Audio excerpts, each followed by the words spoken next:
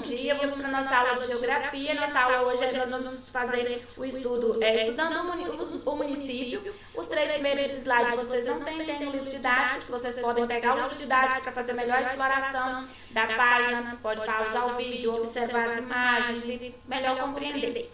Então hoje nós vamos estar estudando o que é o município. Vamos começar assim, o município é a menor unidade, vamos dizer que é menor unidade da federação. Vamos começar assim, indicando, vamos fazer uma ilustração, para a gente melhorar. Olha, o Brasil, nós temos o país, Brasil. Aí nós temos o estado, que no nosso caso, Minas Gerais. Aí nós temos o município, que no nosso município, Formoso, Minas Gerais. Nós vamos observar aqui a paisagem do município. O livro nos trouxe a paisagem do município de Uruaí, Paraná, e foi a foto de 2015. Como a maioria dos municípios, as características da maioria dos municípios brasileiros, ele é composto por paisagem urbana e paisagem rural, área urbana e área rural. Há municípios que não têm área rural, sim. A maioria dos municípios metropolitanos, aqueles que ficam próximos às capitais. Tem município que não tem área rural, mas é questão de minoria. A maioria dos municípios brasileiros é composto de área urbana, que compreende o perímetro ali da cidade, o perímetro urbano, onde tem a cidade. Quando fala, pode ser a cidade, a sede, ou os distritos. No caso nosso, nós temos o distrito de Goiânia, né, que tem aquela área urbana também, e as áreas rurais, que são compostas por plantações, tem a agricultura, né, plantação, pecuária, criação de animais, e também florestas. Há municípios que têm. Então nós temos, podemos dizer, agricultura, né? Plantação, floresta e área do perímetro urbano, que compreende as áreas das cidades, da sede ou até mesmo dos distritos que tem nesse município. Vamos conectando ideias. Liste 3 elementos que se destacam na paisagem desse município. Então você pode observando, você mesmo pode fazer oralmente aí na sua casa, listando quais 3 elementos que se destacam. É possível afirmar que o trabalho do ser humano transformou essa paisagem? Converse com os colegas. Então, o que é? Nós lembramos a paisagem cultural e a paisagem natural. Então, a paisagem natural é aquela paisagem que tem na natureza sem interferência humana. E a paisagem cultural é aquela construída pelo ser humano, que teve interferência do ser humano. Vocês acham que é possível afirmar que o trabalho do ser humano transformou a paisagem? Se nós observarmos pela foto, é possível sim, né? Muito. A foto foi obtida a partir de qual ponto de vista? Vertical, horizontal e oblíquo. O ano passado nós estudamos. O que é o vertical? É aquele tirado de cima para baixo, né? de uma área que você consegue ver lá de cima. Qual é a horizontal? A horizontal é às vezes como se fosse frontal, né? Tirou de frente. E o oblíquo é quando você tira, você pode analisar um pouco, uma parte de cima, lateral e um pouco acima. Então, aqui nesse nosso caso, foi tirado, qual visão foi tirada essa foto? A foto foi obtida a partir de qual visão? Vertical, horizontal ou oblíquo? Vamos para o nosso próximo slide. Os municípios e suas paisagens. As fotos a seguir mostram... Deixa eu pegar uma caneta para a gente continuar. As fotos a seguir mostram paisagens de alguns lugares do Brasil. São paisagens de diferentes municípios. Observe com atenção. Então, essas legendas vocês vão fazer a leitura, né? Com mais tempo, vocês têm o livro. Nessa paisagem do município de Maceió, na Alagoas, em 2017, podemos observar parte da cidade e a praia, pois esse município localiza-se no litoral. Então, o que é um município litorâneo? Quando ele se localiza na faixa, né, naquela faixa beira-mar, próximo ao mar. As construções mais antigas observadas na paisagem da cidade de Salvador, Bahia, em 2015, são referências históricas de como era antigamente essa parte da cidade. Então, nós sabemos que Salvador, na Bahia, é uma cidade histórica e podemos observar aqui, olha, então é permanecida ainda, conservado ainda essa parte histórica, nessa parte desses prédios históricos, para que a história seja permanecida, para que as pessoas observem como era essa parte da cidade antigamente. Nessa paisagem da cidade de Belo Horizonte, Minas Gerais, a capital do estado de Minas, né, do nosso estado, em 2017, a grande quantidade e a construção e a concentração, de construções onde se destacam edifícios, indicam que se trata de uma cidade com elevado número de habitantes. Veja bem, então, nós podemos observar, nessa paisagem da cidade de Belo Horizonte, Minas Gerais, em 2017, a grande quantidade e concentração de construções onde se destacam edifícios indicam que se trata de uma cidade com elevado número de habitantes, um grande número de habitantes. Se nós observarmos aqui, olha, é uma cidade com um grande número de habitantes, né? Então, aqui temos algumas características, algumas paisagens e características diferenciadas. Aqui está mostrando a parte litorânea, né, da cidade de Maceió.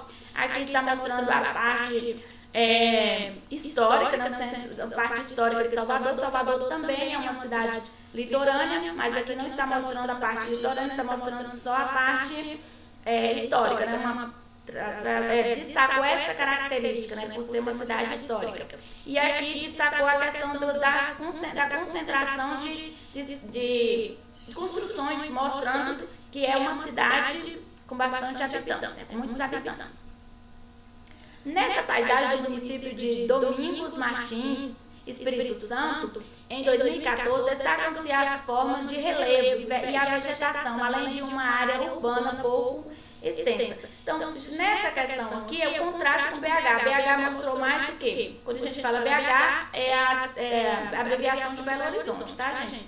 Então, BH mostrou mais, na foto de BH, mais concentração de construções. Nesse caso aqui mostrou o quê? O relevo, algumas, olha, vocês podem observar como algumas serras assim, e pouco extensa, quer dizer que a parte urbana da cidade é pouco extensa. Então, logo a gente pode observar que há menos habitantes nessa cidade. As fotos que você observou mostram paisagens com características muito diferentes. Sim, né? Todas elas com características. As fotos trouxeram características diferenciadas de cada cidade. Por meio da análise das paisagens, podemos compreender melhor como os lugares estão organizados. Lembre-se de que a paisagem é tudo aquilo que os nossos sentidos captam de um lugar. Então, só para recapitular, a gente já viu paisagem, a gente começa a ver o que é paisagem lá no primeiro ano, possivelmente no início do primeiro ano, né? Então, paisagem é tudo que a gente pode captar, o que está em nossa volta. Então, é tudo aquilo que os nossos sentidos captam de um lugar. Além dos elementos vistos, percebemos também a temperatura do ar, os sons, os cheiros e as texturas e os cheiros. Né? Então, tudo que os nossos sentidos pode captar, né? Através a textura, através das nossas peles, o sentido através os sons através do nosso sentido da audição, o cheiro nós sentimos pelo olfato e assim por diante, né? As diferenças entre as paisagens podem ser identificadas pelos elementos que compõem cada uma delas. Esses elementos podem ser naturais, ou seja, criados pela natureza, nós falamos um pouquinho antes. Então, o que é criado pela natureza, que não tem interferência humana, é chamado de elementos naturais de uma paisagem. Como os rios, os mares, as florestas, os morros, o que nós observamos aqui. Também podem ser elementos culturais, aqueles criados pelo ser humano, como casas, edifícios, pontes, estradas, tudo isso compõe a parte dos elementos culturais.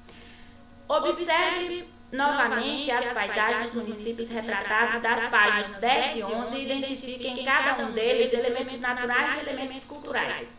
Se nós voltarmos aqui nós temos elemento natural, a gente pode ter aqui, olha, o mar. Elemento cultural aqui, a gente tem a construção dos prédios. Nesse caso aqui de Salvador, a gente observa mais o quê?